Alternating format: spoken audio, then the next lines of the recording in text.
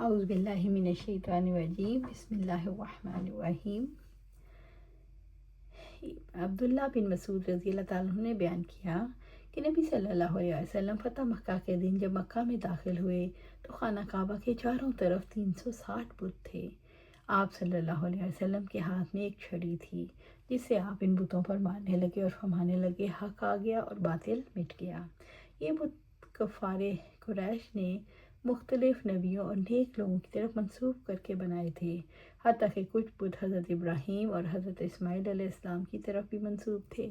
فتح مکہ کے دن اللہ تعالیٰ کے رسول نے کعبہ شریف کو ان سے پاک کیا، اور آج کے دن سے کعبہ شریف ہمیشہ کے لیے بتوں سے پاک ہو گیا۔ الحمدللہ 14ویں صدی ختم ہو رہی ہے، بلکہ آدھی 15ویں صدی ہو گئی ہے۔ اسلام بہت سے نشیب و فراز سے گزرا، لیکن یہ اللہ کا شکر ہے کہ کعبہ ابھی بھی بتوں سے پاک ہے۔ عائشہ رضی اللہ تعالیٰ انہوں نے اپنے حجرے کے سائبان پر ایک پردہ لٹکایا جس میں تصویریں بنی ہوئی تھیں۔ آپ صلی اللہ علیہ وسلم نے جب دیکھا تو اسے اتار کر پھاڑ ڈالا۔ عائشہ رضی اللہ تعالیٰ نے بیان کیا، پھر میں نے اس پردے سے 2 گدے بنا ڈالے اور دونوں گدے ایک گھر میں رہتے تھے اور نبی صلی اللہ علیہ وسلم ان پر بیٹھا کرتے تھے۔ مسلمانوں پر لازم ہے اپنے گھروں میں جاندار تصویروں کو ایسے پردے اور غلاف وغیرہ نہ رکھیں، بلکہ ان کو ختم کر ڈالیں۔ یہ شرعاً قانوناً بالکل ناجائز ہے۔ جو شخص اپنے مال بچانے کے لیے لڑے۔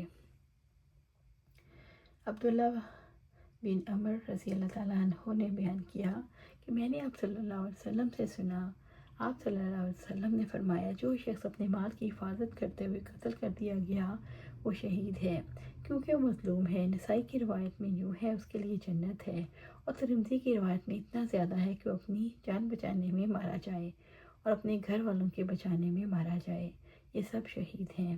آج کل اطراف عالم میں جو سدھا مسلمان ناحق قتل کیے جا رہے ہیں، وہ سب حدیث کی روح سے شہیدوں میں داخل ہیں، کیونکہ وہ محض مسلمان ہونے کے جرم میں قتل کیے جا رہے ہیں۔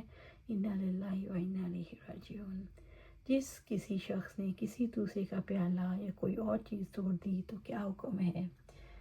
نبی صلی اللہ علیہ وسلم کی ازواج مطہرات میں سے کسی ایک کے یہاں تشریف رکھتے تھے۔ امہات مومنین میں سے ایک نے وہیں آپ کے صلی اللہ علیہ وسلم کے لیے خادم کے ہاتھ ایک پیالے میں کچھ کھانے کی چیز بھجوائی۔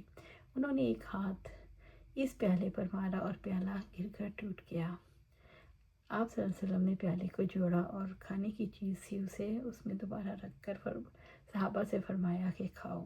آپ صلی اللہ علیہ وسلم نے پیالہ لانے والے خادم کو روک لیا اور پیالہ بھی نہیں بھیجا، بلکہ جب کھانے سے فارغ ہو گئے تو دوسرا اچھا پیالہ بھجوا دیا جو ٹوٹ گیا تھا، اسے نہیں بھجوایا۔ ابن ابی مریم نے بیان کیا، ہمیں یحییٰ بن ایوب نے خبر دی، اس سے حمید نے بیان کیا، اسے انس رضی اللہ عنہ نے بیان کیا، اور ان سے نبی صلی اللہ علیہ وسلم نے۔ ابو داؤد اور نسائی کی روایت میں حضرت صفیہ رضی اللہ عنہ کا ذکر ہے، اور دار قضا اور ابن ماجہ کی روایت میں حفصہ رضی اللہ عنہ کا ذکر ہے، اور طبرانی کی روایت میں ام سلمہ کا، اور ابن حزم کی روایت میں زینب رضی اللہ عنہ کا ہے۔ احتمال ہے کہ یہ واقعہ کئی بار ہوا ہے۔ حافظ نے کہا کہ مجھ کو اس لونڈی کا نام معلوم نہیں ہوا۔ حدیث اور باب کا مفہوم یہ ہے، کسی کا کوئی پیالہ کوئی توڑ دے تو اس کی جگہ اس کو دوسرا صحیح پیالہ واپس کرنا چاہیے۔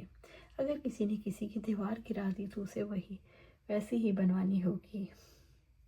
اس مسئلے میں مالکیہ کا اختلاف ہے، وہ کہتے ہیں دیوار کی قیمت دینی چاہیے، مگر امام بخاری نے جس روایت سے دلیل لی ہے وہ اس پر مبنی ہے کہ اگلی شریعتیں ہمارے لیے حجت ہیں، جب ہماری شریعت میں ان کے خلاف کوئی حکم نہ ہو، اس کے مسئلے میں اختلاف ہے۔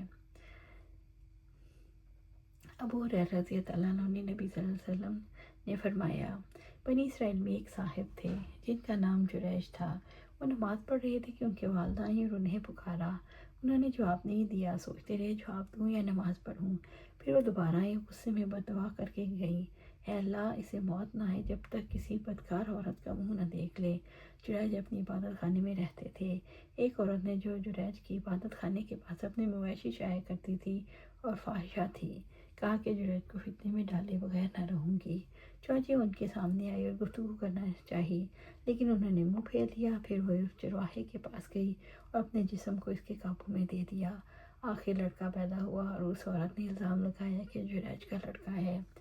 قوم کے لوگ جریج کے یہاں آئے اور ان کی عبادت خانہ توڑ دیا، انہیں باہر نکالا اور گالیاں دیں، لیکن جریج نے وضو کی اور نماز پڑھ کر اس لڑکے کے پاس آئے۔ انہوں نے اس سے پوچھا، بچے تمہارے باپ کون ہے؟ بچہ خدا کے حکم سے بول پڑا کہ چرواہا قوم خوش ہوگی اور کہا ہم آپ کے لیے سونے کی عبادت خانہ بنوا دیں۔ جریج نے کہا میرا گھر تو مٹی ہی سے بنے گا۔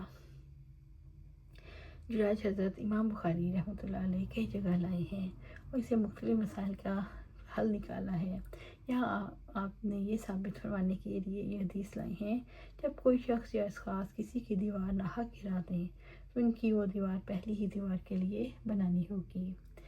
جریج کا واقعہ مشہور ہے۔ ان کے دین میں ماں باپ کی بات کا جواب دینا بحالت نماز بھی ضروری تھا، مگر حضرت جریج نماز میں مشغول رہے، حتیٰ کہ ان کی والدہ نے خفا ہو کر ان کی آنکھ میں بددعا کر دی۔